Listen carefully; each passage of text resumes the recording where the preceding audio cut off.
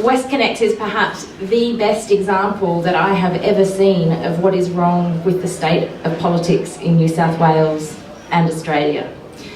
We are talking about $15 billion of money, most of it, or some of it at least, coming from the private sector or borrowed. Some of it coming from the sensationally bad decision that was just passed through the New South Wales Parliament to privatise our electricity. And what we're seeing is billions of dollars being spent on a motorway that, as far as I'm aware, didn't come from the community as an essential need that we were campaigning for or wanted to see happen. I have yet to see the strong advocating campaigns that are saying from the community, please give us this motorway, this is exactly what we need. But instead what we have is a group of politicians, and it started way back when with Barry O'Farrell.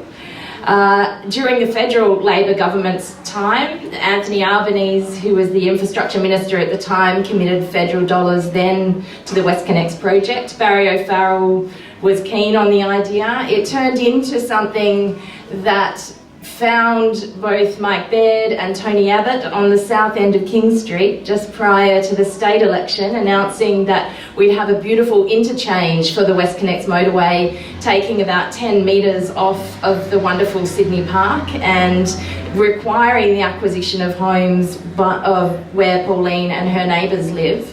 And then since then, what we have seen is basically not a slowing down, but a speeding up of how quickly the timeline is that this project is going to be delivered. And I would say that while that puts the pressure on us in terms of the challenge of how quickly we might stop this motorway and how quickly we have to step up our action, it is perhaps also a sign of how effective the community campaign has been so far. That their desire to actually step up the construction, to step up the delivery of both stages at the same time and to move forward quicker than their original timeline potentially suggests that the risks that are being highlighted by the strong community campaign, the questions that are being asked about the governance and the plans around this motorway are actually starting to actually bite and hurt. And so their desire to want to move quickly and start construction faster is actually something that we should see as potentially a win to our campaigning so far, but it means that the pressure is on now for how we can stop it. I'll talk a bit more about how I think we can stop it towards the end, but I wanted to just give you a bit of a picture as to why I think Westconnex is perhaps the best example ever of what is wrong with politics in this state. The first one is to say that $15 billion of money was set aside for this project. $15 billion wasn't set aside to say if we had $15 billion, how would we solve Sydney's transport and congestion problems? $15 billion was set aside to deliver a 33-kilometre motorway. Anyone who understands the need to be planning in an integrated way, to be looking at Sydney's transport needs and infrastructure needs would question why we started with a position of spending this billions of dollars on a motorway, not what could we do with $15 billion, for example, deliver world-class public transport that would actually solve Sydney's congestion problems. The second bit is to look at how the governance and the structure and decision-making is set up around Westconnex. So obviously the Minister for Roads, Duncan Gay, who has a particular dislike of Newtown and people that choose to drink lattes, he obviously has an agenda which is to continue to build roads, because obviously the more roads there are, the more power that he has and control he has over the infrastructure that's being built in the state. But not only that, they've set up a Westconnex Delivery Authority that was referred to, chaired by none other than Tony Shepherd, who people might recognise that name as the person who was the author of Tony Abbott's Commission of... sorry, that name has just gone completely out of my head. Sorry? Commission of Audit, thank you. I was going to say Commission of Cliche. I have Dennis Cliche on the brain. Commission of Audit. And in addition to that, what we have is basically that authority set up. Dennis Cliche, or Cliche, I'm calling him Cliche, it's rude. Cliche is responsible for the delivery of that. That body is connected in with the Roads Minister. As Wendy explained, and there was a map being passed around, Westconnex will directly connect with and will go along what is Parramatta Road and will connect with that. But don't be mistaken, the Westconnex Delivery Authority doesn't have responsibility for the infrastructure and development happening either side of Parramatta Road. This authority that reports into the Roads Minister is responsible for the delivery of the road down the middle. Meanwhile, a separate authority, arm's length allegedly again from the Minister for Planning, so a different reporting process, is responsible for urban growth. And urban growth is allegedly responsible for the integrated planning and urban renewal project around Parramatta Road. So immediately you start to see that what you have is not only a lack of accountability in terms of the ministers and the departments delivering these projects directly, because it's one step removed, but you also have two different separate authorities reporting to two different ministers responsible for either the middle of the road, or either side of the road in terms of urban growth and Parramatta Road Renewal Project. Add to that the fact that you have significant infrastructure being built within public transport in the light rail and other things being done by the Transport Minister, who is doing his greatest effort to somehow, in the middle of this sort of billions of dollars being spent on a motorway, to pretend that this state government is committed to public transport. And you start to see that actually there are real concerns, not just about the accountability and transparency, but in terms of the multiple different arms and bodies and authorities and ministries and departments involved, and the different competing agendas that are making it very, very difficult to see, even if you did think that $15 billion on a motorway was a good idea, how it will actually work to address an integrated approach to Sydney's transport and infrastructure needs. In addition to that, you start to see that actually it gets more complex. So the Westconnex Delivery Authority can say, oh, well, actually, we have no plans to put a clearway on King Street because we don't decide on clearways. The RMS decides on clearways. So all of a sudden they defer any discussions around clearways because that's not within the scope of their work. So they can say, we're going to put this much extra traffic on the south end of King Street, but they can say, oh no, that's not our business to decide on clearways, that's the RMS. So all of a sudden you start to see that at every turn, at every angle, any attempt to try and question and look at this as a holistic approach to how we're solving the transport needs of Sydney is just thwarted because of the fact that we have these allegedly arm's length, allegedly separate authorities delivering bits and parts of the project. Amusingly, I must have hit a soft spot, I think, or a sore spot with the Premier in the last sitting of Parliament when I asked the question about the integration between all of these departments and how it worked, and all he simply could respond was to say, oh well, unlike the Greens, we all talk to each other. That was his best response at being able to respond to how this major infrastructure project is being delivered across the board. I think that it's really, really concerning to look at what that looks like, but I think even bigger than that is then the concern to say what's happening behind the scenes. So obviously, from our point of view, from the community's point of view, these projects are all done as separate, isolated authorities. But when you start to look, and I think that Wendy's work has been reported in New Matilda, some of the work that Jacob Stallwick has done uncovering this in the Sydney Morning Herald, shows that while on an external perception it looks like there are lots of separate authorities, clearly there is an underlying agenda and there is an intertwined web of connection and benefit and deals and discussions going on behind the scenes. And I think perhaps none of those was more obvious than when Tim Williams from the Committee for Sydney came out and actually criticised and raised concerns about the Westconnex project. And all of a sudden, very quickly, interestingly, at the same time, the chair of the Westconnex Delivery Authority, the chair of the Committee for Sydney, and Duncan Gay, the Roads Minister, seemed to be all back on the same page about their condemning of Tim Williams and their fact that he was not reflecting the views of the Committee for Sydney. And it seems to be that there are suggestions that the Minister himself was in contact with Tim Williams, reprimanding him for the comments that he had made. So you start to see that while on one hand, if the public is trying to engage with these processes, at every space we're told this is the person, that's the person, this is who's responsible, and the buck is passed. But at the same time, behind the scenes, clearly the connections and who's driving this project and the agendas are much more interconnected and tangled than what might seem from the front. It's also interesting to note when we met with Dennis Cleash from the Westconnex Delivery Authority, he came to visit, and I can report that he was drinking a latte, but that wasn't the significant news. When he came to meet, he let slip, and there was a communications person from the Westconnex Delivery Authority and another person there that had been involved in a lot of the community consultation when they came to, at my request, to come and meet with us after I was elected. But interestingly, one of the things that he mentioned in passing was to say, when I was asking about the use of consultants, was to say that with an infrastructure project of this size, they are working with almost every consulting company in the country, suggesting that in addition to the outsourcing of the government and department responsibilities to the Westconnex Delivery Authority, there is then additional layers of engaging of private consulting firms, private PR firms, other private companies to be able to deliver on this work. So the web of all of those connections grows and grows, and a lot of that work is still to be uncovered.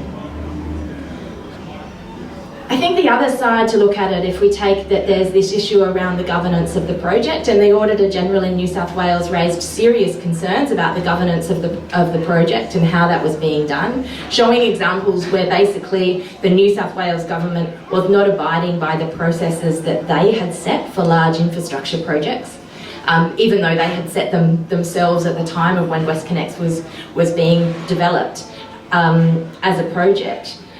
But in addition to that, I think you've also got to look at the routes. I mean, we made a bit of a joke before about the fact that Wendy was going to explain what the route was, and does anyone really know what the route is yet? There's a map going around, and as you'll see, there's kind of like a very large sort of highlighter style line, which doesn't give you a lot of detail on where things are at. Now, the disturbing thing is that it appears to be that the route is constantly changing. I'll give you one example that I think shows the level of bad strategic planning on the route that might not be in the best interests of the community and may be politically motivated. And that is that there was originally plans for the Westconnex to intersect and potentially threaten some of the open space around Ashfield Park.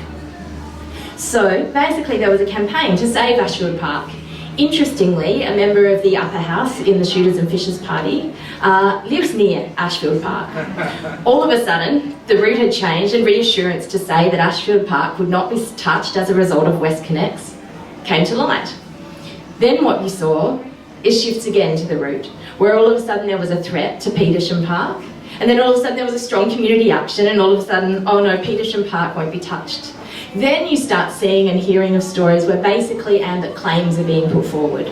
So you see the situation when the houses and the interchange was announced at St Peter's, that they start talking about the acquisition of homes, they start taking the process of the acquisition of homes, and they talk about a threat to Sydney Park of a loss of about 10 metres.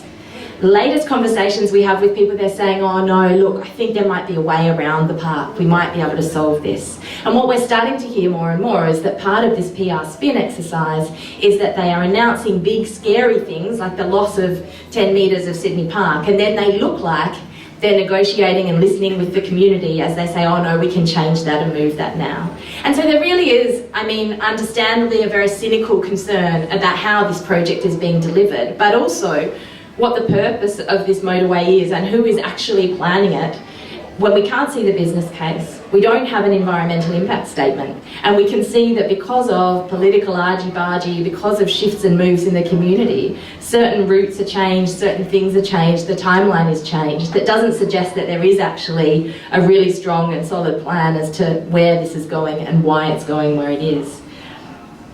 The other thing I'd like to touch on is the issue around where we're at with the political parties. And I mentioned in passing the issue of the fact that it was actually the Federal Labor Party that committed the federal funds initially to the Westconnex project, and it was then Abbott in opposition that agreed to match those funds.